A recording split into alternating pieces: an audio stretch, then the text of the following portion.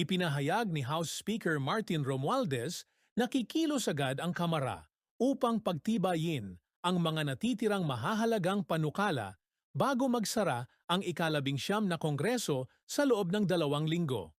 Kabilang sa mga prioridad ay ang Anti-Offshore Gaming Operations Act na layong ipagbawal ang POGO, Philippine Offshore Gaming Operations, sa bansa dahil sa mga isyu ng krimen, katiwalian at banta sa seguridad.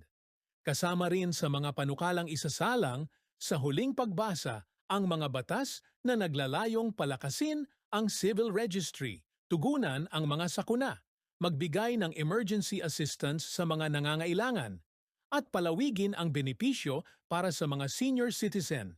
Sang-ayon ka ba na ipagbawal na ang POGO operations sa Pilipinas? Bakit o bakit hindi? I-share ang iyong opinyon. Salamat sa panonood.